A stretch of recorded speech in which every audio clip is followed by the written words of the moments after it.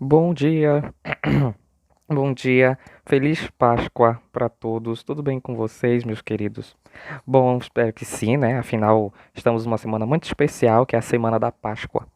Então, nós aqui vamos, né, encerrar finalmente, né, aí os nossos conteúdos para o primeiro bimestre, né? Vai ser nessa semana, né? E até um pouquinho da semana que vem, porque a gente não vai conseguir terminar a correção de todos os exercícios propostos, né? Então a gente vai primeiro aí fazer, né, os últimos conteúdos, os exercícios deles, a revisão, né? E aí sim, né, uma atividade lá, né, depois, né, perto do fim de semana, na próxima aula, e a gente termina os exercícios propostos da semana que vem, né, desses últimos conteúdos. Então, meus queridos, como já disse, feliz Páscoa, né? A paz, né, fique reinando aí entre nós. Agora, eu peço que vocês abram lá na página 216. Nós vamos falar de um povo muito forte, apesar da gente às vezes não dar o devido valor, mas né, vamos lembrar um pouquinho, né? A gente já estudou os maias e os astecas. Nós vimos que os maias já foram muito importantes ali na região do México, não é verdade? Mas muito mais que eles, acabou sendo de peso o Império Azteca, né? Que foi aí, né, bem mais populoso e pesado, né, na sua dominação do que os maias.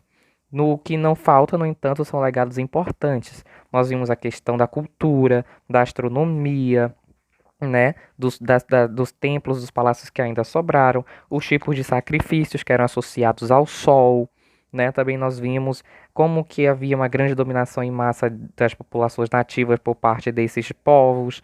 Também nós vimos as questões das guerras entre eles, falamos um pouquinho, né? Também da cultura, do esporte, do calendário. Então foi algo muito bom, né, da gente ter conhecido. Hoje nós vamos finalizar falando dos Incas, tá bom? Os Incas, como vocês já sabem, é um povo que fica ali na parte, como diz o mapa, né, do Peru, praticamente o Peru inteiro, né, e ocupou, como diz o texto aqui, ó, mais de 10 milhões de habitantes sobre o seu domínio. Então pense, né, 10 milhões de habitantes. Eu estou falando de praticamente 5, né, cidades de Manaus. Se você pegar Manaus e multiplicar por 5, porque Manaus tem um pouco mais de 2 milhões de habitantes, então você aí vai ter o tamanho do Império Inca, né? Isso é muito forte, né? A gente pode ver que os Incas foram muito populosos e, portanto, deixaram também aí um grande legado, tá? Legado que hoje, até hoje, observamos. Então, só para compensar ali na página, então, nós vimos que, segundo o mito, Manco Capac, fundador da dinastia Inca, teria sido enviado à Terra pelo Sol, que lhe teria conferido a função de difundir o culto a ele e de dirigir o estado de Cusco. Cusco é uma das cidades mais importantes daquele território. E aí, olha só que interessante, né? Eu já falei para vocês, é muito fácil, viu? Como não é fácil aprender sobre não é difícil, desculpa, não é difícil aprender sobre essas civilizações, porque todos eles têm coisas em comum. Toda a cultura está associada, né, à mitologia do Deus Sol. O Deus Sol é aquele Deus principal, né? E esse Deus principal, ele tem uma influência sobre essa sociedade.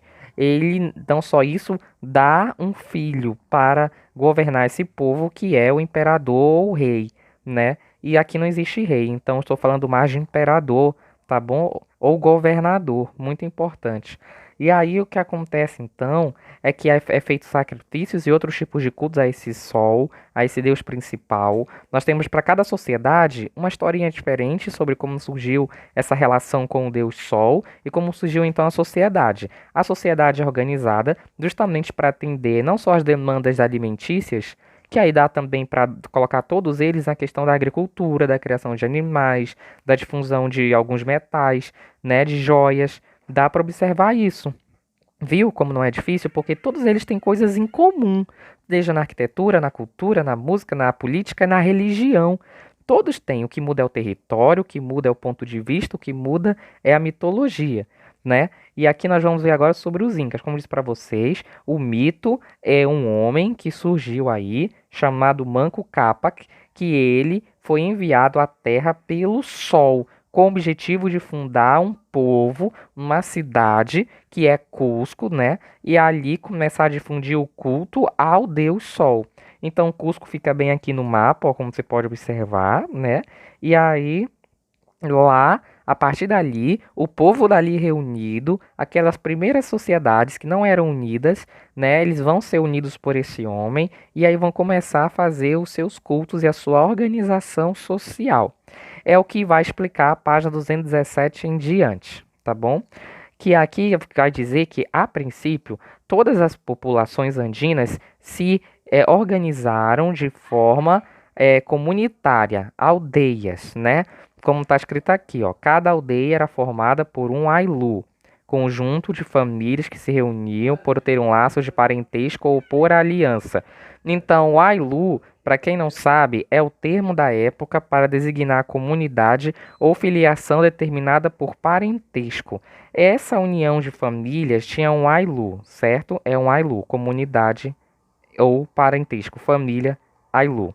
Esse ailu tem um chefe. Esse chefe era denominado curaca, responsável pela organização do trabalho e da comunidade em geral.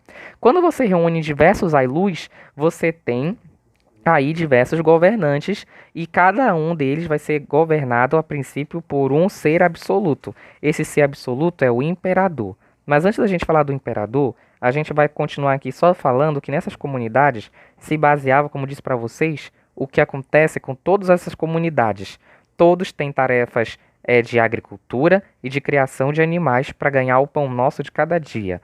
Dependendo, acontece de dominar um povo próximo para pegar desse povo as riquezas que tinham. Né? No caso, eu estou falando da agricultura, dos animais, sabe, do que era comum aqui, né? Porque essa questão de dinheiro, essas coisas, não existe ainda aqui. Vai começar só a partir da invasão europeia, tá? E também é comum que as tarefas domésticas sejam conferidas às mulheres, enquanto os homens ficam no trabalho pesado, na lavoura, no artesanato e no meio militar. Né? O que muda também um pouquinho de região para região é o que predomina mais no solo para se plantar. Então, por exemplo, aqui dos vários vegetais cultivados estavam a quinua. Para quem não sabe, e pode pesquisar no Google, quinua. Quinua é um fruto assim verde, né? Eu não sei direto por que que ele é usado, eu esqueci agora. Mas ele é comum, assim, eu já vi, né? É o milho, a batata doce, o tomate, o algodão e a mandioca, né? E para cultivá-las era preciso fazer terraços nas encostas das montanhas. Então, olha só, aqui na foto, né? Tá mostrando a montanha, por exemplo, onde habitou aí uma parte desse povo. Você percebe como ela é muito alta, gente? Não dá para subir isso aqui andando, não. Você acha que é rápido? Não, gente, é muito grande. Muito. Então, dá para perceber aí várias coisas. Dá para perceber como o território era grande. Se o território era grande, também o número de pessoas aí era grande. E o número de produção era grande, ou seja, tinha muitos alimentos. Vocês estão entendendo? A gente tem que pensar, né, que se eu tenho um território grande, eu tenho um povo grande. Eu tenho uma produção grande. Tá entendendo? E aí, como a gente viu então, isso começou pequeno, mas não demorou para ficar grande, né? O imperador, finalmente, né, como eu falei para vocês, cada comunidade tinha um ailu, né? Cada comunidade era um ailu, era uma comunidade unida, formada pelas famílias também. Cada um tinha um governante. Um conjunto de ailus tem-se um conjunto de governantes. Do conjunto de governantes, eu saio um governante principal que vai ser considerado o imperador.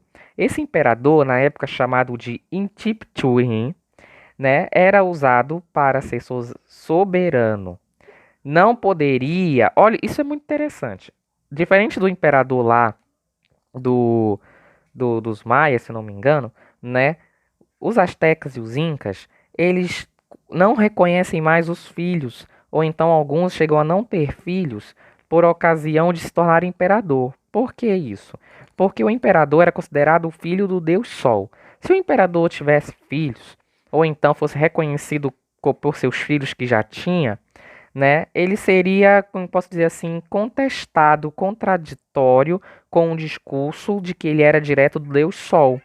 Então, para ele governar de maneira mais absoluta, era necessário, né, que ele não reconhecesse mais seus filhos ou não tivesse mais filhos, né? E aí tá aqui, ó, tá escrito aqui, ó, né? O imperador não poderia ter ascendentes ou descendentes, isso é, não poderia mais reconhecer seus genitores ou filhos como tais. Isso mostra importância não somente política, mas também religiosa. Tudo era associado a essa religião que eles tinham. A sede do império era a cidade de Cusco, como já falei. Na época, lá do século XV para o XVI, ela chegou a ter 60 mil habitantes. Nela ficava a fortaleza, né, onde era feita o abrigo dos guerreiros que protegiam a cidade, e também o Templo do Sol, demonstrando a importância da capital também como centro religioso. A figura do Sol era tão importante que havia comemorações em sua honra. Aí aqui tá uma foto, olha, que eu achei interessante, gente. Essa foto é de 2011, né? Festa do Deus Sol. Né? Então, olha só, de 2011 você ainda tem pessoas, você ainda tem povo que faz o rito lá antigo, né? O rito antigo lá de antes de Cristo, de depois de Cristo, até a chegada dos europeus.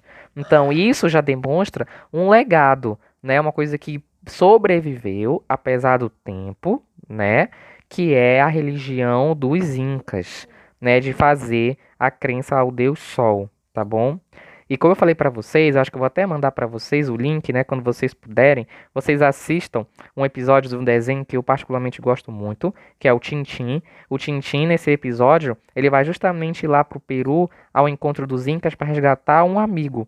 Esse amigo foi acusado de profanação ao Deus Sol e por isso ele iria morrer, né, segundo a lei dos Incas, né? E esse ritual aqui que estão fazendo é bem parecido no desenho, né? E o Titinho vai tentar achar uma forma de destruir, não, de impedir o culto e o sacrifício do amigo. Então é muito legal. Eu vou mandar para vocês, né? Depois aí para vocês assistirem. Depois, o que mais é interessante dos Incas são os quipos. Os quipos são essas cordas aí, ó, que vocês estão vendo na foto. Cada um deles tem uma quantidade de nós diferentes. Os nós não têm padrão, ou seja, não tem uma quantidade certa para todos os quipos e também não tem uma distância igual entre um e o outro. Dependendo, né, eles ficam aí é, separados ou muito perto um do outro, certo? Tem quipo que tem mais nó, tem quipo que tem menos nó. Professor, que acha que é isso então que representa? Justamente os quipos, como diz o livro, é um modo de cálculo da época. Tá aqui, ó. Os incas utilizavam os quipos, um sistema numérico próprio que desenvolveram. O que é quipo? É um sistema numérico próprio dos incas, usado em forma de cordões. Esses cordões tinha nós. Cada nó simboliza um número. Não necessariamente um, dois, três, como a gente conhece hoje, mas um número que aponta o crescimento demográfico periódico, ou seja, a quantidade da população em determinados períodos. Então, supõe-se que o nó que está mais lá em cima é uma data mais recente, né, ou não, mas é uma data onde tem mais ou menos quantidade de povo do território, tá bom? A mesma coisa com o último nó lá de baixo. Então, né, os nós eles representam números, necessariamente, não como a gente conhece, mas que representa mais ou menos pessoas dentro de um período entre o nó e o outro, que seria entre o nó e o outro é o período de tempo entre o crescimento ou o recrudescimento, né, o declínio, né, dessa taxa de demográfica, ou seja, da taxa da população, número de pessoas, tá? Isso era feito porque, de repente, se fosse necessário controlar a população, ou seja, as pessoas não podiam mais ter filhos por um tempo para que seja mantido alguma espécie de realidade ou fosse evitada uma crise, né? Então isso é muito legal, né? Porque a cidade é interessante, né? Eles controlavam a população para, né, evitar alguma situação que eles não queriam. Aí era feito lá essa representação nos quipos. De novo, eu repito, porque eu sei que tem gente pode não ter entendido o que eu falei. Mas os quips, como está no livro, é um cordão. Esse cordão possui nós, não necessariamente um padrão, né? Uma quantidade certa. Ah, vai ter só 5 nessa corda. Não, não é isso, tá bom? Não existe um padrão, mas cada corda simboliza um cálculo diferente que um nó representa. O nó é um número. Esse número é diferente entre um nó e o outro. E a distância entre um nó e o outro simboliza o tempo que ficou do último, entre o penúltimo e o último cálculo que foram feitos para marcar um número de pessoas que habitavam dentro do território dos Incas. Isso era feito para controlar a população. Um nó representa um número, então, se houve um crescimento ou se houve um declínio da população. A astronomia, né, aqui, como eu disse para vocês, é comum a todos os povos. Todos eles relacionam o calendário deles, as estações do ano, com o Deus Sol. Então, lá o ano é solar, né, chamado ano solar. Algumas questões relacionadas a ele permanecem indefinidas, então não se sabe tudo sobre o calendário dos Incas. Mas sabe-se que os Incas temiam os eclipses, que nem os astecas, né? Que a gente estudou. Os astecas também temiam os eclipses, porque quando o sol desaparecia, eles achavam que era o deus deles abandonando eles ou ficando irado por algum motivo, e era necessário fazer alguma coisa para que tudo voltasse ao normal, tá bom? Do cotidiano, né, aqui representa a cidade de Machu Picchu na foto. Olha, gente, que coisa linda, coisa grande, coisa que não é para qualquer pessoa. Olha só onde fica Machu Picchu, uma cidade que foi muito importante além de Cusco. Olha como ela é bem alta, olha essas montanhas, olha onde foi construída, olha como ela tem um relevo, ou seja, né, uma organização que se encaixa bem legal nessas montanhas para não ter o risco de Machu Picchu desabar assim, né, por qualquer coisa. Então, olha só como é interessante. Dá para imaginar as pessoas que moravam ali, né? E o que acontecia também era que havia estábulos para animais. Os animais da época, o que se destaca é a lhama, como aparece até na foto ali, né? A lhama é um animal comum, até hoje, né? Você encontra lá. E também existia espaços de uso diário, como cozinha, banheiro, né, entre outros. Havia também um correio chamado de tampos. Esses correios eram feitos em viagens, né, e também tinha casas para hóspedes, né, onde ficavam mensageiros que passavam as mensagens de um tampo para o outro. Olha que legal, né? Eu achei muito interessante isso, sério mesmo. Achei interessantíssimo. Para finalizar, nós temos aqui da página 220, objetos de uso diário. Os vestígios arqueológicos encontrados ao longo do território do Império Inca indicam alguns costumes do seu dia a dia. Pratos, vasos, vasilhas, talheres, ponchos e xales são alguns desses objetos.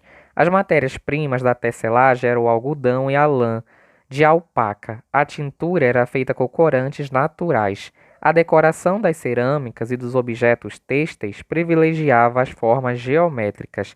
Então se pegava justamente um monte de matéria-prima que tinha lá, que era algodão, lã, essas coisas. Pegava uma árvore que tinha tintura, no caso era um corante natural. Aí você fazia uma mistura e você podia fazer aí uma nova cerâmica ou um novo objeto, né, de diversos formatos. Então olha só, por exemplo, essa lhama de ouro produzida pelos Incas, gente. Olha que coisa linda, até parece que é bem igualzinho ao animal, né, que a gente vê.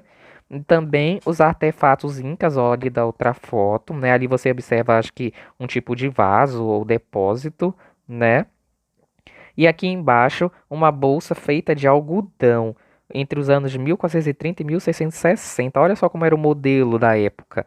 Então já tinha o que a gente acha que só existiu depois, né? Com a indústria, essas coisas, né? Não, já existia pela própria mão dos índios incas, né? Que pegavam lá as matérias-primas, de novo eu repito, algodão, lã, tinturas naturais, passavam da cerâmica, ela ficava do formato que eles queriam, da cor que eles queriam, assim, dependendo, e outros metais. Se tinha ouro aqui, se essa lhama é de ouro, é porque na época também já tinha aí uma prática dos metais. O ouro é um dos metais, tá bom, meus queridos? Ok. É...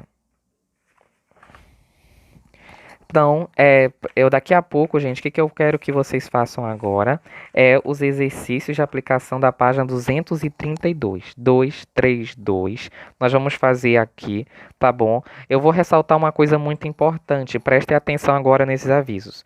Vocês vão fazer a atividade, toda atividade que vocês fizerem, eu quero que vocês postem lá no box que eu coloco, tá? Na postagem que eu faço na nossa aula virtual. Resposta dos exercícios da página tal. Vocês coloquem as respostas ali em forma de comentários, não enviem foto, não enviem arquivo, porque de acordo com a nossa orientação, nós devemos fazer assim, tá? Fica mais também registrado lá na sala virtual, né? É mais fácil de eu ver e vocês também, eu responder na hora do que eu ficar vendo foto. Também é mais fácil de vocês, né, fazerem.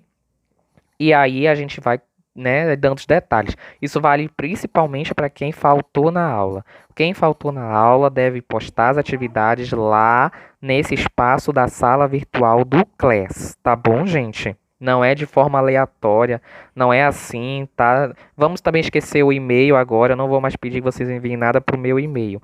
Somente ali no box as respostas dos exercícios. A gente corrige os exercícios na aula, eu sempre faço, vocês sabem disso, né? E aí quem não fez, poste lá, né, nos comentários. Eu vou também postar um gabarito, ou seja, né, as respostas dessas questões. Eu já tenho feito, né, na verdade. Quando a gente corrige, então vocês já ficam sabendo das respostas certas, né? Mas eu vou corrigir lá para qualquer coisa você consultar, tá bom?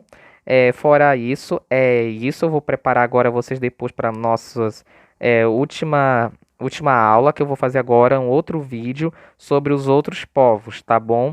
E aí a gente vai fazer aí também os exercícios de aplicação desses povos, no caso é a América do Norte, o último conteúdo do grupo, tá bom?